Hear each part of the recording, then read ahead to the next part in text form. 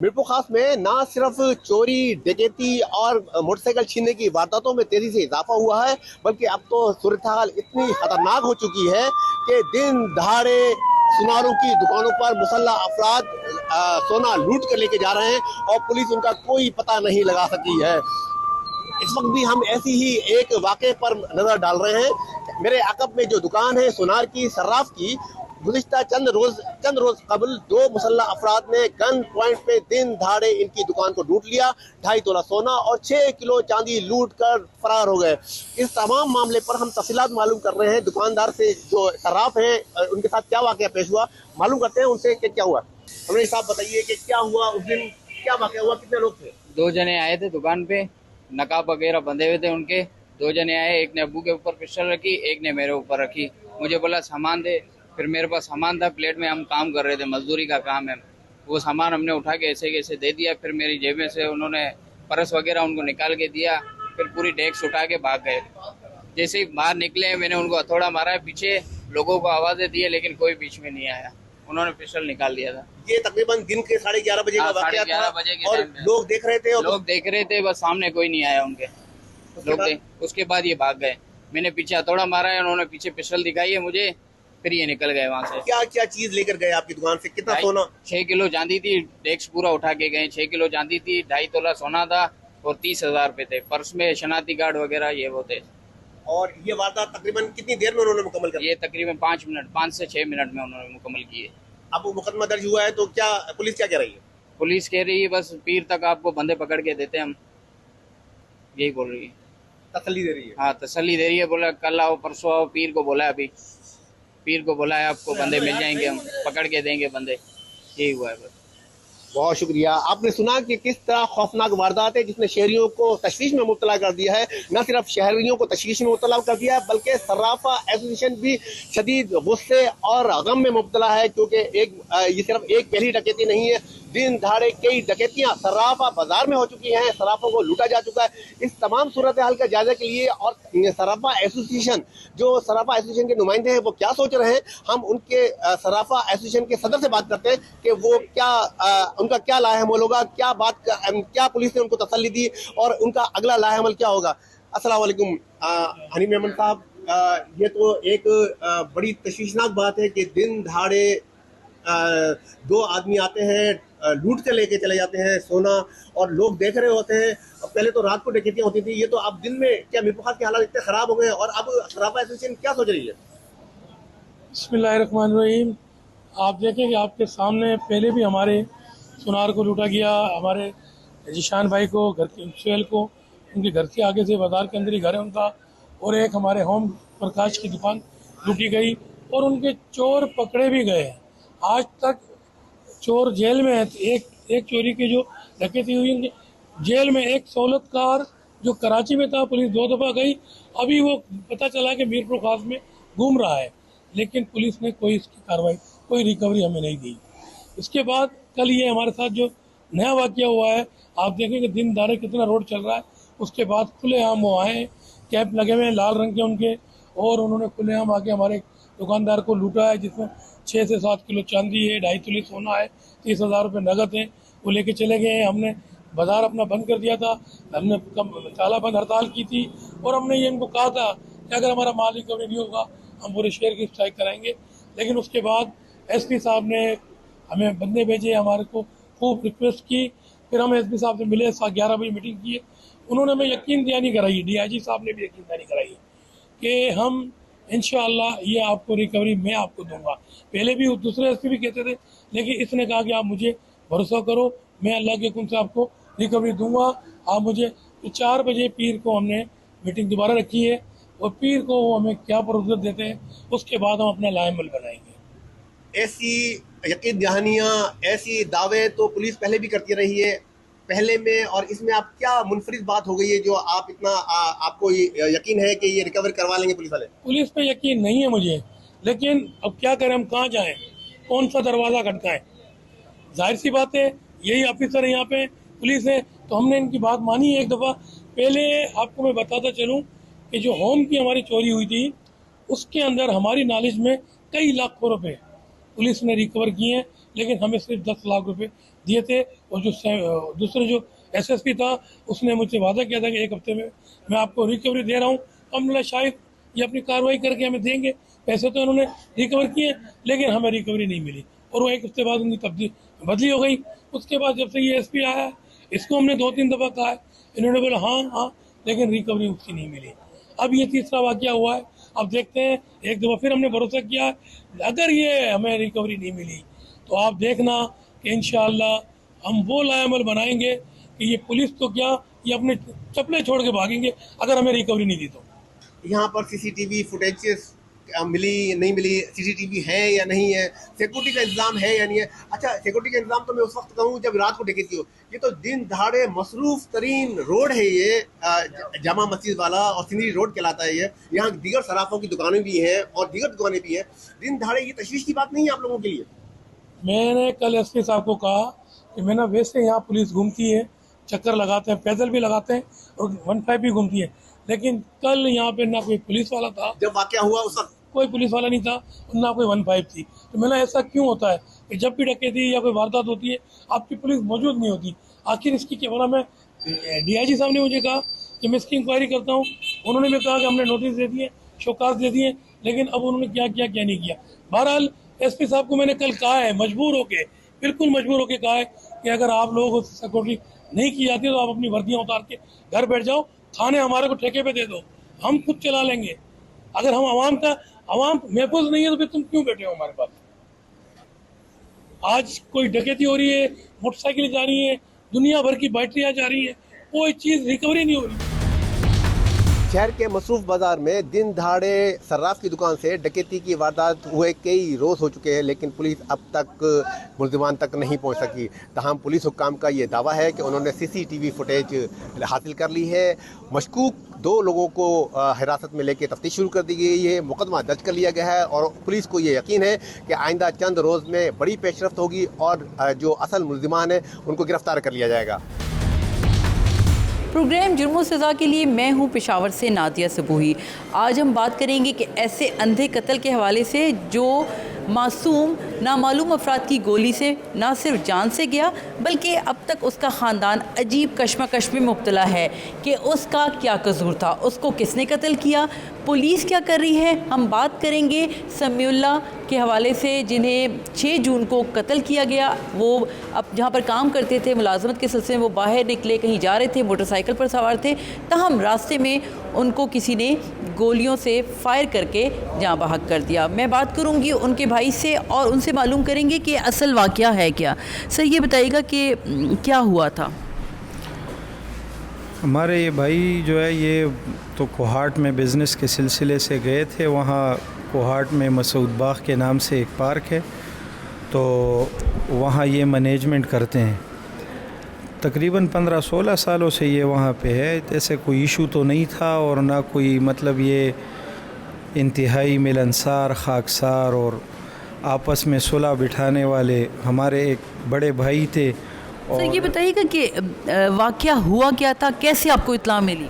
हम सुबह मामूल के मुताबिक घर में उठे, हर भाई अपने बिज़नेस के सिलसिले में जो है, कोई मैं मदरसे जा रहा था और मेरा बड़ा भाई है वो भी अपने बिज़नेस के लिए निकल रहा था। 7:30 बजे हमें ये वाक़या का पता चला।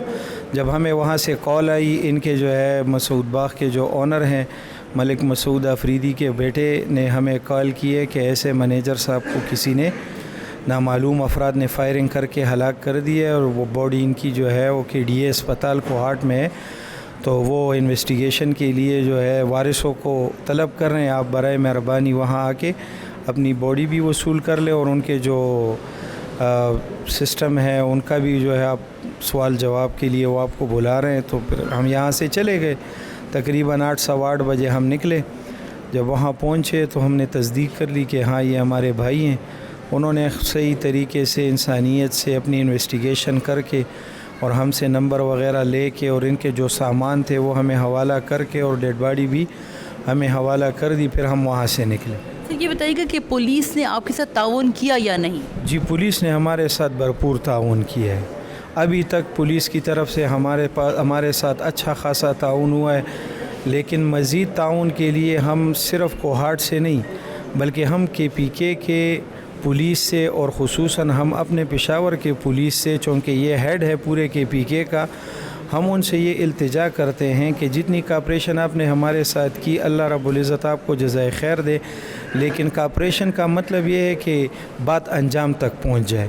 اور سر یہ بتائیے گا کہ عام طور پہ یہ سنیچرز پھرتے ہیں، موبائل چھین لیتے ہیں، نقدی چھین لیتے ہیں، یا اگر تھوڑی سی مزاحمت کرے کوئی تو اس کو قتل کر دیا جاتا ہے، کوئی ایسا واقعہ تھا یہ؟ نہیں جی، سامان سارا اس کے پاس تھا اپنا، تقریباً 1.5 لاکھ روپے کا موبائل تھا اس کے پاس، اپنے جو ہے دفتر کی چابیاں تھیں ان کے پاس، سب کچھ سامان ہمیں پولیس نے صحیح طریقے سے حوالے کیا ہے۔ صرف ان کے کپڑے وغیرہ ہیں جن پہ خون کے دھبے وغیرہ تھے، وہ انہوں نے لے کے انویسٹیگیشن کے لیے FIR اور پوسٹ مارٹم کی رپورٹ کو کلیئر کرنے کے لیے وہ ہمارے حوالے کیے۔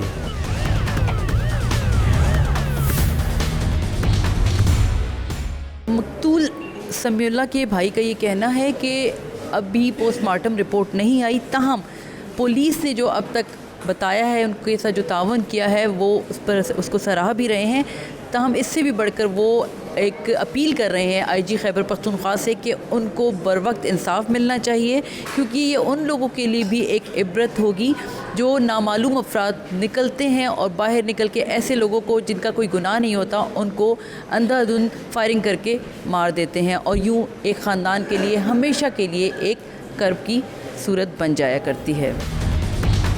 اس وقت میں موجود ہوں پشاور کے علاقے اخون آباد میں، جہاں مقتول سمیع اللہ کے کل ادا کیے جا رہے ہیں، کل کی جو اس میں دعائیں کی جا رہی ہیں، لیکن اس سے بھی بڑھ کر جو یہ ہے کہ یہاں پر اگر میرا کیمرامین رضوان شیخ دکھا سکے تو یہاں پر سوگ کا سماں ہے، گاؤں کے لوگ اہل محلہ یہاں پر موجود ہیں، اور جو سمیع اللہ ہے جس کو بے گناہ مارا گیا ہے اس کے لیے دعا کر رہے ہیں، اور ہر ایک کی زبان پر ایک ہی سوال ہے کہ آیا اسے کیوں مارا گیا، اس کا قصور کیا تھا۔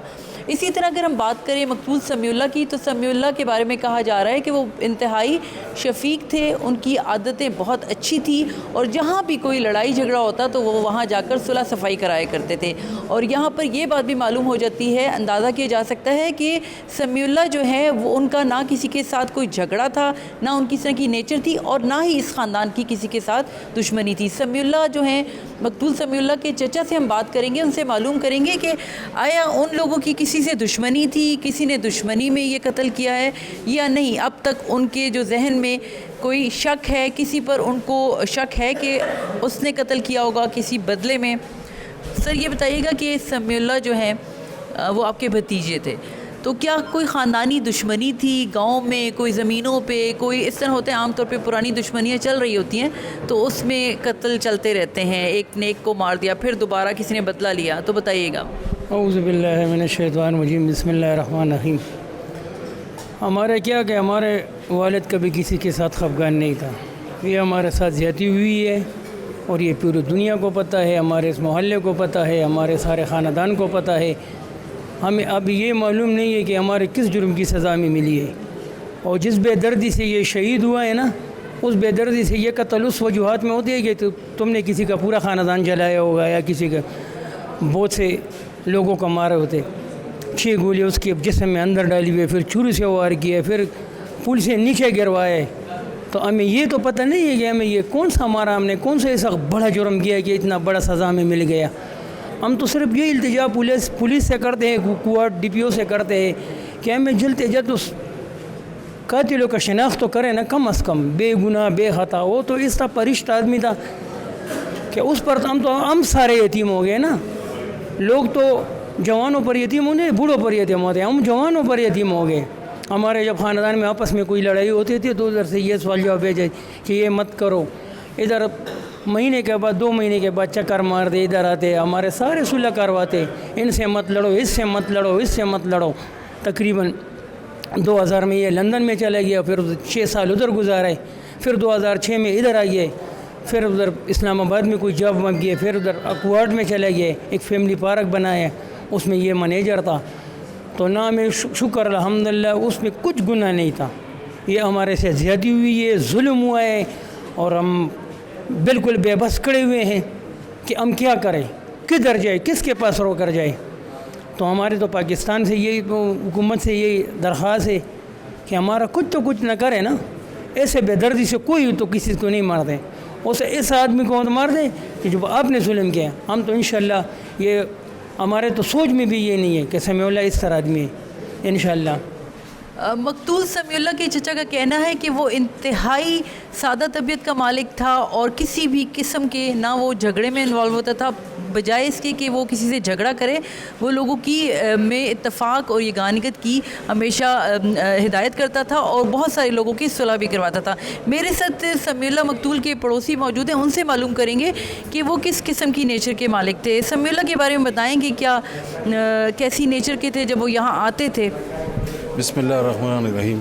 میں تقریباً سمیع اللہ کو جب ہم 5ویں جماعت میں، وہ میرے ایک قسم کے کلاس فیل ہوتے، اس وقت کے لے کر میٹرک تک وہ ہمارے ساتھ رہ چکا ہے.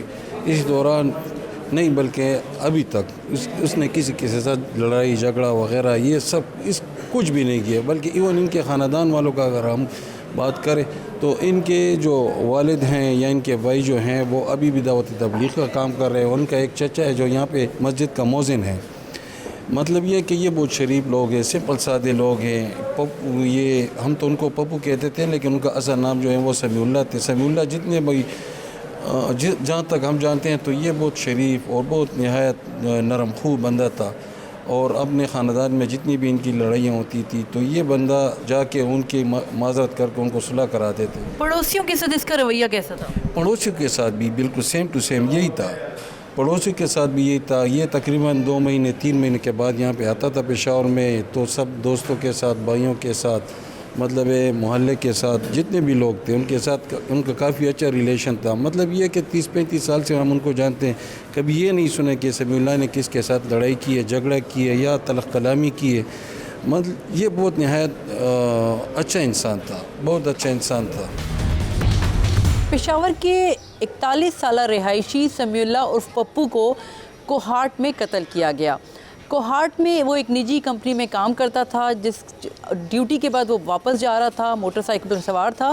تاہم جس نامعلوم افراد نے اس کو قتل کیا، نہ تو اس سے موبائل چھینا اور نہ ہی کسی قسم کی نقدی اس کے پاس جو تھی وہ لی گئی. یوں یہ ایک اندھا قتل ہے اور اس کا سراغ لگانے کے لیے پولیس حتی الامکان کوشش کر رہی ہے. چونکہ یہ پشاور کا رہائشی تھا، یہاں پر ہی تمام اس کی جو تدفین بھی ہوئی ہے، یہیں پر اس کا جنازہ بھی ہوا ہے. تو کوہاٹ سے اس کے جو خاندان والے ہیں اس کی ڈیڈ باڈی لے کے پشاور آئے تھے. اگر ہم بات کریں کوہاٹ پولیس کی تو کوہاٹ پولیس سے ہمارا جو ٹیلی فونک رابطہ ہوا ہے تو اس میں ان کا یہی کہنا ہے کہ یہ ابھی تک جو تحقیقات کی گئی ہیں اس میں اب تک پتہ نہیں چل سکا کہ یہ قتل کیوں ہوا اور کس نے کیا. یوں یہ ایک اندھا قتل ہے اور پولیس کے لیے بھی ایک بڑا چیلنج ہے، ایک مہمہ ہے.